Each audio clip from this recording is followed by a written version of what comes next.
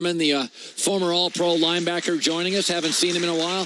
You know, Joy just mentioned, and I'm not a big awards guy. I would give Drew Brees the MVP this year if he literally. If you think about Mahomes has had 7 turnovers against the Rams and the Patriots.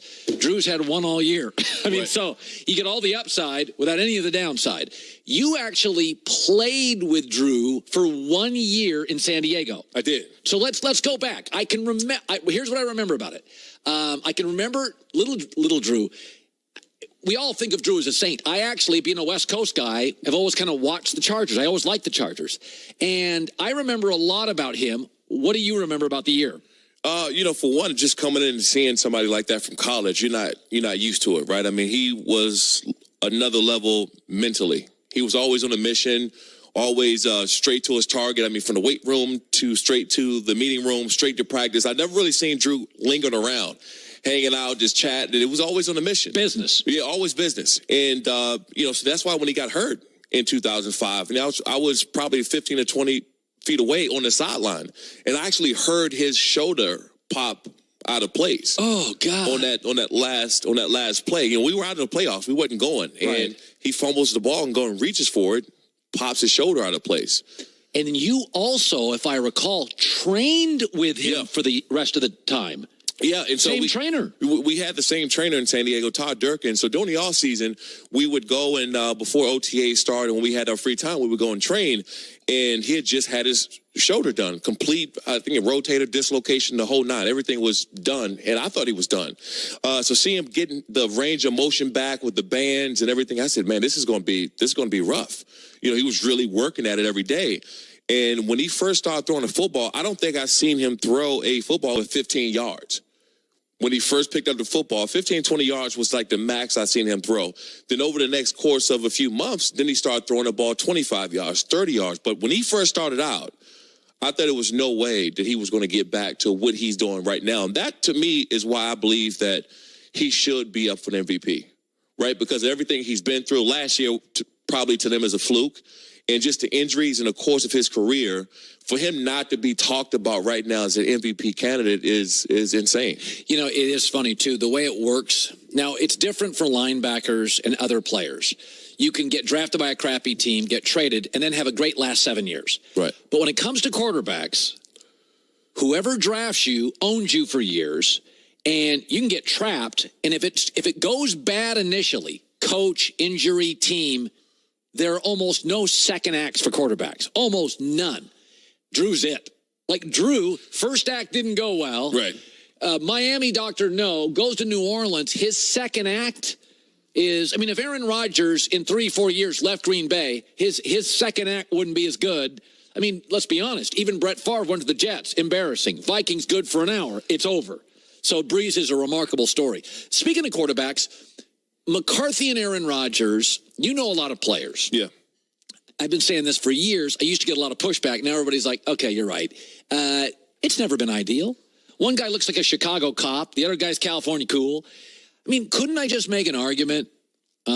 Yesterday, Brett Favre came out and said, I think Mike McCarthy's great. And my takeaway is, but McCarthy saved Favre's career. Right. Remember, Mike Sherman was there. They were terrible. I understand why Favre loves McCarthy. I've never thought Aaron connects with him. No, I don't think so either. And you got to look at how that team was built. Mike McCarthy put players around Brett Favre. They had at tight end Sterling Sharp, Antonio Freeman, the Levens with the running back Levens in the backfield. Yep. So Dorsey Levens. Yeah, Dorsey Levens, and he had guys on the defense side of the ball. I just believe they rode Aaron Rodgers to the ground by not putting anybody around him and expecting him to go out and win each and every game. And now that's it. They rode it to the ground. They didn't give him the tools to go out and win football games. Hasn't really had a great running game in 4 to 5 years. Passed on Khalil Mack. Haven't re-signed even some of their Pro Bowl level offensive linemen. I think it's almost like Aaron's so talented, they've taken advantage of him a little bit. Aaron Rodgers, the Packers have taken advantage of it. Well, it's a quarterback league, and I get it. So you have a great quarterback, you're going to win some football games, but how long is that going to last? The last time they won the Super Bowl 8 years ago. 8 years ago. So you're telling me you don't put talent around somebody for the last 5, 6, 7 years in order for him to go out and win another one? That, to me, just falls on the coach. That has nothing to do with Aaron Rodgers. Shawne Merriman played 8 years, former Defensive Player of the Year, multiple Pro Bowlers. So Monday night, we saw Chiefs-Rams. Yeah. I think it's both sustainable. Chicago Bears, I don't. I think Trubisky runs too much. I think he's marginal. I think it's a lot of smoke and mirrors. Bears historically have a wacko front office and a wacko ownership.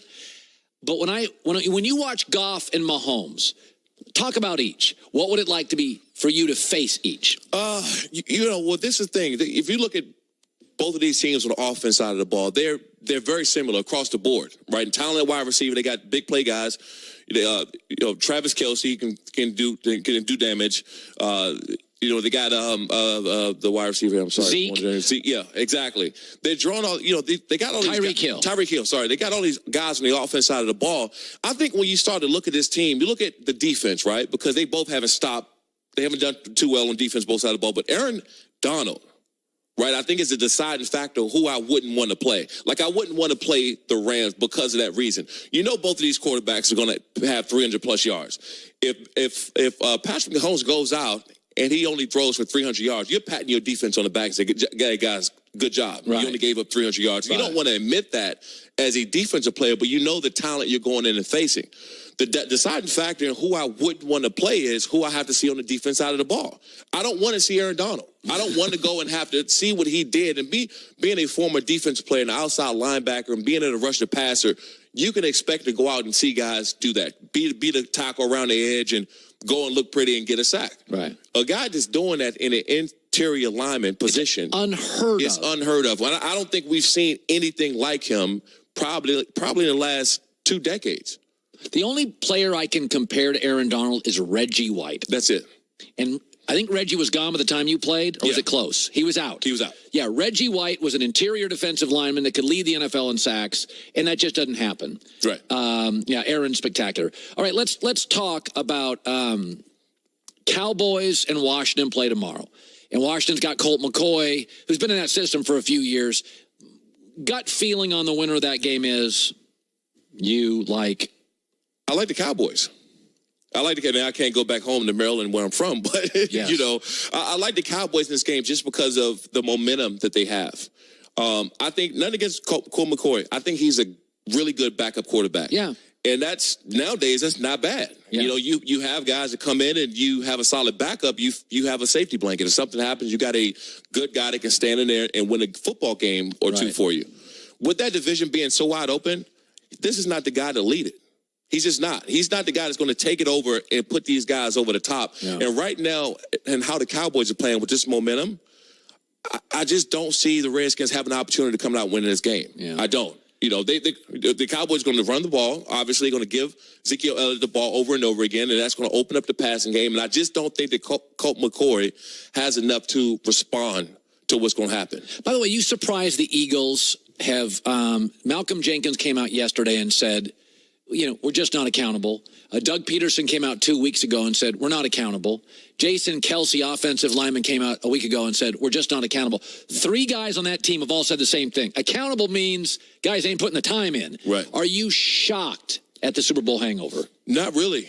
I spent a lot of time. I went to the Hall of Fame, right, this offseason to see Ray Lewis and seeing a couple guys. And Dawkins was getting elected into the Hall of Fame. Brian Dawkins. Yeah, Brian Dawkins. And you seen how the Philly fans represented this whole offseason. Everything that I did, the draft, the Philly, they're living life right now, right? This is the biggest thing that's ever happened, really, to that city. And I think the expectations became so high that it's almost like the hangover. They can't fulfill what happened before, and they're still living for what happened to them last season. I always call it the lottery winner syndrome. Somebody that's never been wealthy gets all this money and doesn't know what to do with it.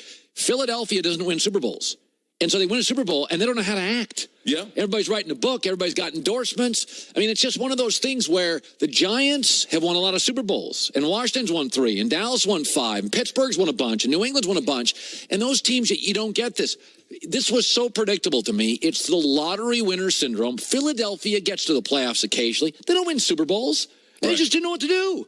And they have been acting like it. It's almost like you see a guy that's dancing every single time he gets in the end zone. What do you always say?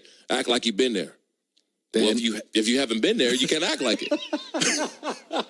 Good stuff, Shawne Merriman. Good seeing you, buddy. Thank you. Coming up, top of the hour, 20 minutes away, a first ever, a blazing 5 on a pre-Thanksgiving Wednesday, and why Drew Brees is going to be fondly remembered when he retires 2 or 3 years from now.